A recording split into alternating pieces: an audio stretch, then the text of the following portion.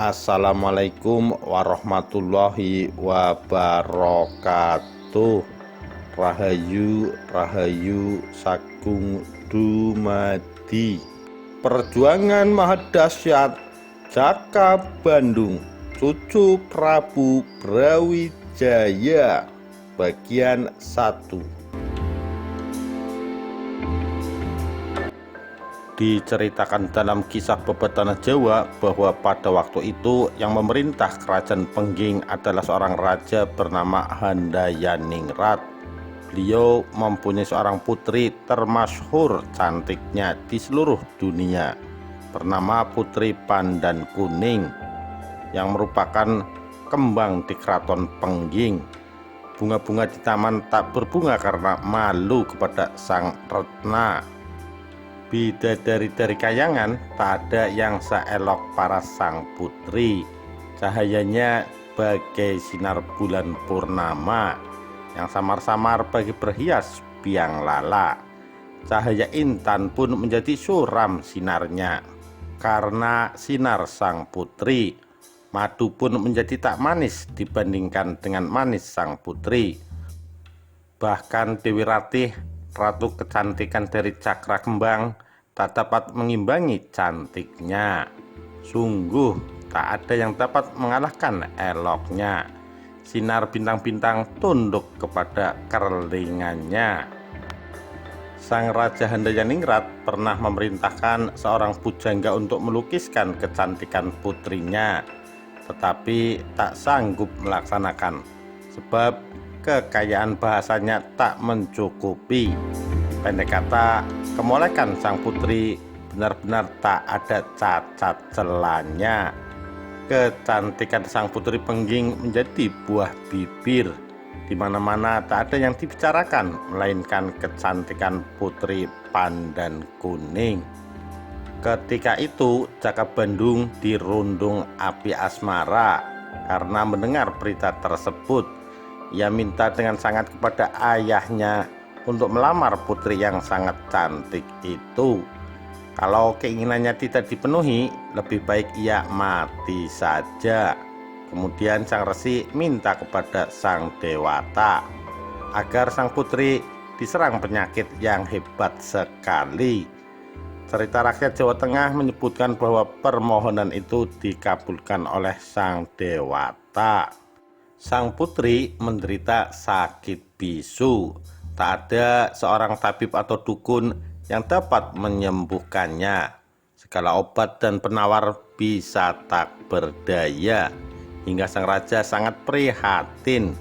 Sang raja lalu membuat sayembara. Barang siapa dapat mengobati sang putri akan diangkat menjadi menantunya, dinikahkan dengan putrinya, serta mendapat kedudukan penting.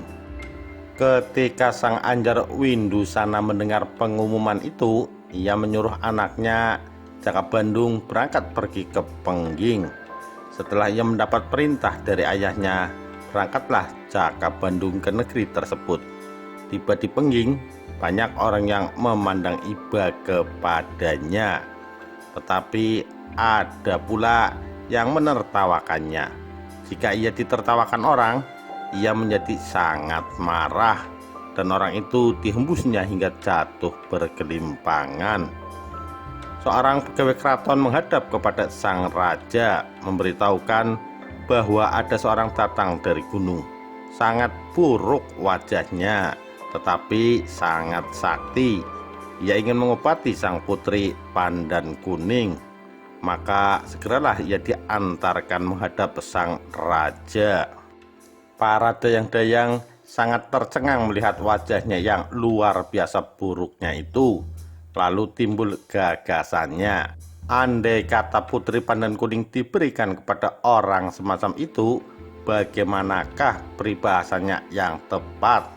Mungkinkah dikatakan cobolo makan teki, yang berarti tidak pantas makan nasi? Sang raja melihat dengan ragu-ragu dan iba hati kepada putrinya. Jaka Bandung diperintahkan masuk ke dalam keraton. Jaka Bandung lalu mengucapkan puja mantranya dengan mata melotot. Beginilah bunyi mantranya. Hong tita cuma cumi, wadadasti wididasta, canti cara ceramih carumah. Artinya, yang membuat sakit telah selesai. Semoga Sang Dewata memberi kesembuhan kepada sang putri, hingga ia dapat bergerak dan berbicara seperti sedia kala. Setelah ia mengucapkan mantranya, berjalanlah ia mengelilingi panggung sang putri, menghilangkan guna-guna ayahnya, serta memasukkan usada atau obatnya. Dengan sekonyong-konyong, sang putri telah sembuh, dapat berkata lagi, dan menjadi sukacita sang raja. Tetapi tampaknya sang raja menjadi sedih melihat wajah Ki Jaka Bandung yang buruk sekali itu. Beberapa saat ia tak dapat berbuat apa-apa.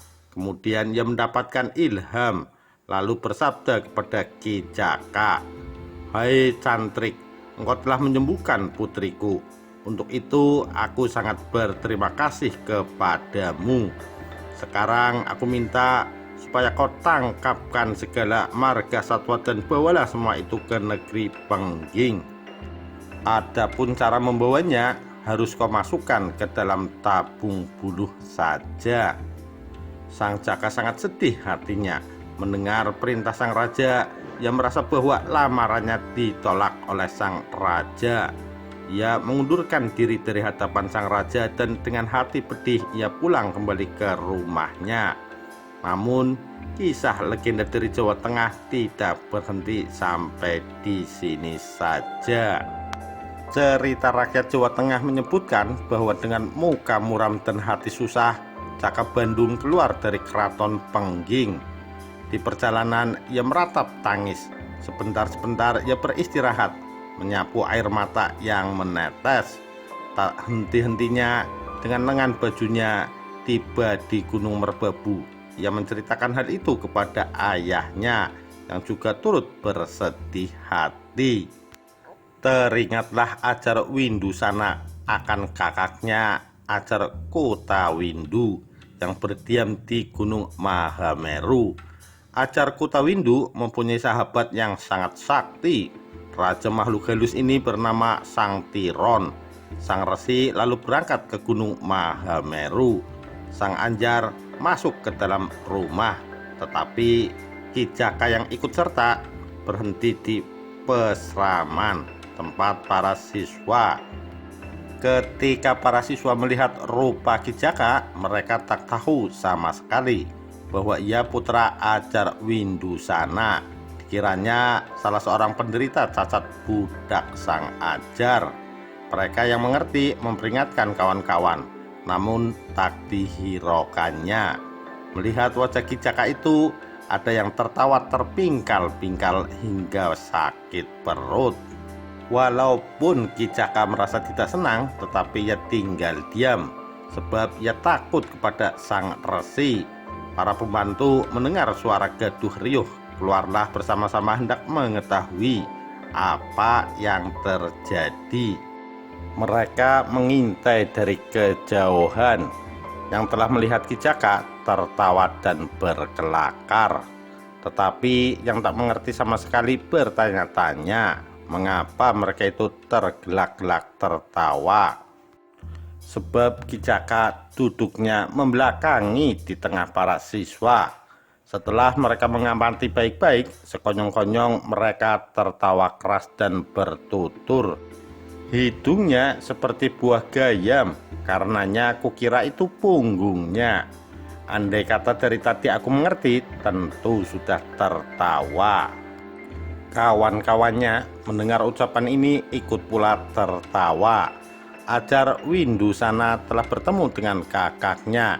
Ia memberitahukan kepada kakaknya tentang peristiwa anaknya dari awal hingga akhir. Sejak ia bertemu dengan Dyah Kasmala, menghilang pada waktu malam, kemudian mendapat anak yang diberi nama Baru Kelinting. Setelah meninggalnya istrinya Baru Kelinting. Demikian kisah perjuangan Jaka Bandung bagian pertama. Kita nantikan bagian selanjutnya. Sekian, terima kasih. Wassalamualaikum warahmatullahi wabarakatuh. Rahayu, Rahayu Sagung Dumadi.